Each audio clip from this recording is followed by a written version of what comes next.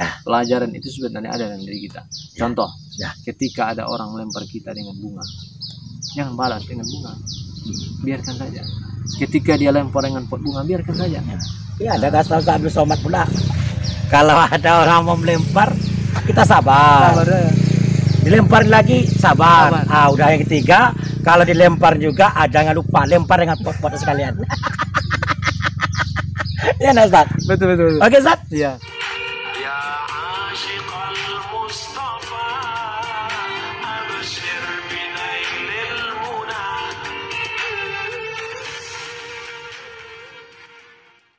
Bismillahirrahmanirrahim. Assalamualaikum warahmatullahi wabarakatuh. Waalaikumsalam warahmatullahi wabarakatuh. Bersyukur kepada Allah dengan mengucapkan alhamdulillahirabbil alamin.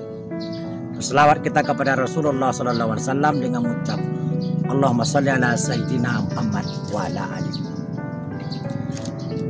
Pada sore yang berbahagia ini kami berada di area Pemda Rakatu.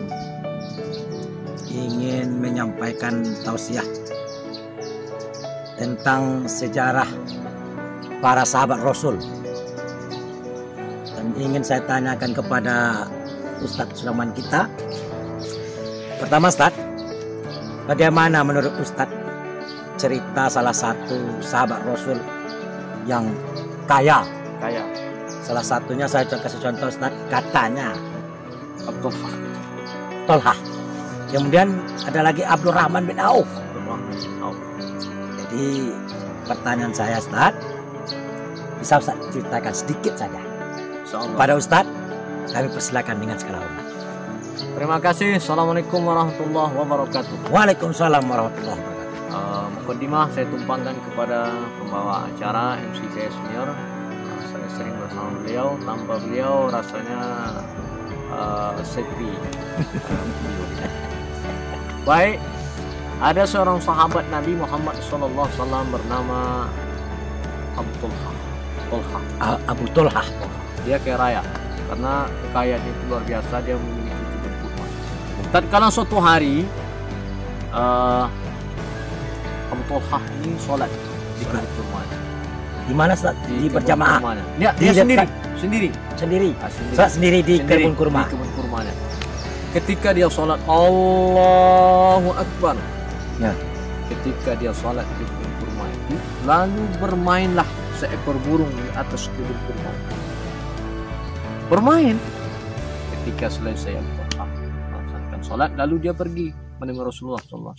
Ya Rasulullah, ya, aku wakafkan kebun kurmaku kepadamu. Itu Nabi terkejut. Lalu Nabi terkejut. Kenapa? Diceritakanlah. Ketika aku sholat, lalu bermainlah seekor burung di kebun kurmaku. Ketika itu sholat terganggu karena seekor burung. Bayangkan, karena seekor burung saja dia terganggu ibadah sholatnya, apalagi hal yang seperti yang kita orang sekarang banyak gangguan.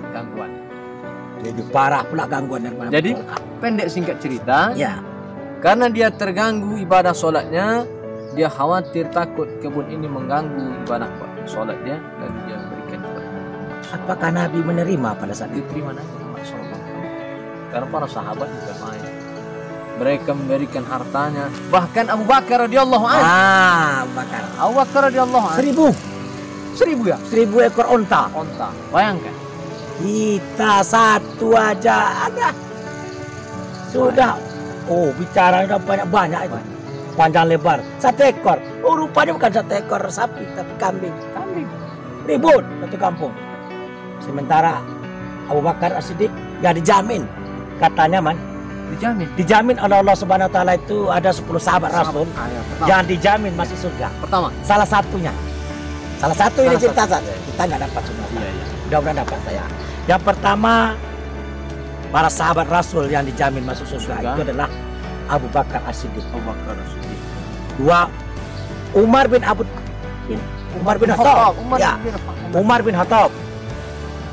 Utsman bin Affan. Ali bin Abi Thalib. Abu Tolhah bin Ubaidillah. Abdurrahman bin Auf. Kemudian Zaid bin Sabit. Ya. Kemudian Salman Al-Farisi masuk? Enggak masuk. Tapi masuk surga? Masuk surga, tapi dia enggak masuk ke mana. Kemudian si Abdurrahman bin Auf masuk. Kemudian Said bin Said sudah ya? Sudah. Kemudian satu lagi siapa namanya itu?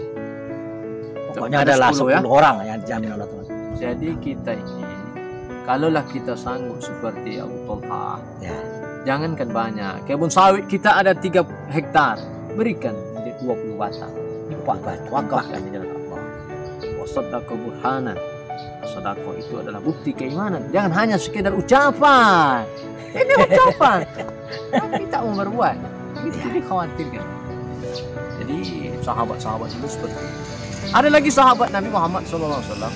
Ketika Rasulullah duduk dengan para sahabatnya sedang berbincang seperti ini, ya, lalu ketika itu melewatlah satu pemuda asing melintas di hadapan Rasulullah dan para sahabat. Lalu kata Nabi, itu adalah ahli surga.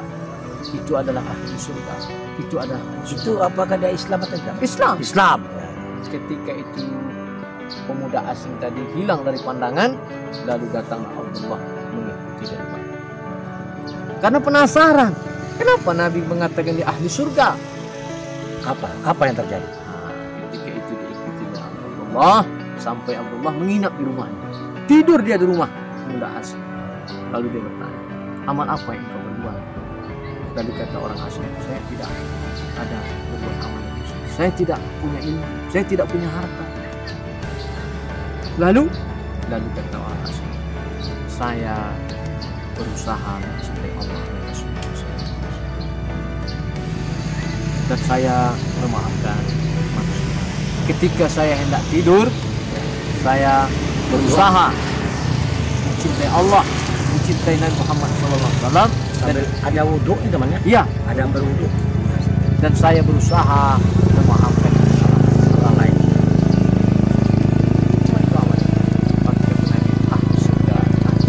Sanggupkah kita ketika ada orang memfitnah kita maafkan? Apakah kita sanggup memaafkan? Pertanyaan balik kepada kita masing-masing. Tergantung orang. Kamu gitu Ustaz. Jadi kalau kita sanggup memaafkan orang lain, ini luar biasa. Dan dia termasuk orang yang dicintai Allah. Bukan Rasulullah mencintai dia, Allah mencintai dia. Wal 'afina 'anil nas, sanggup memaafkan orang lain. Menahan marah tidak akan masuk surga orang yang dalam keadaan marah. Artinya hadisnya bagaimana? Orang yang dalam keadaan marah, ketika dia membunuh seorang dalam keadaan marah, maka dia berdosa. Nah, ingat sejarah bagaimana Ali ketika di medan perang, pamannya Ali bin Abi Thalib. Ada seorang Yahudi, siapa yang berani menantang aku satu persatu? Ketika itu Ali ada, tapi Ali tidak mau maju karena bisa menahan amarah. Ya. Nah, lalu ketika itu Ali pun maju sampai di hadapan lawan, dibahas diludahnya. Tapi Ali tidak mau maju. Ali berusaha. Kenapa Ali tidak langsung? Karena dalam keadaan marah. Dia tak mau maju. Ya kalau marah Ali tidak mau maju. Jadi kalau besok, kalau seperti ini kejadiannya seperti Nabi ini, sahabat Nabi ini, ketika ada orang marah untuk memerangi kita jangan maju. Biarkan dulu dia diam sejenak, udah reda marah, baru kita datang. Tapi jangan pula dibantai. Artinya diberilah pelajaran. Jadi langkah pula lah marah. Iya. Jadi pelajaran yang berharga itu sebenarnya berasal dari diri kita. Ya, pelajaran itu sebenarnya ada dari kita. Contoh, ketika ada orang membuat kita yang malas, biarkan saja. Ketika dia lempar dengan pot bunga, biarkan saja.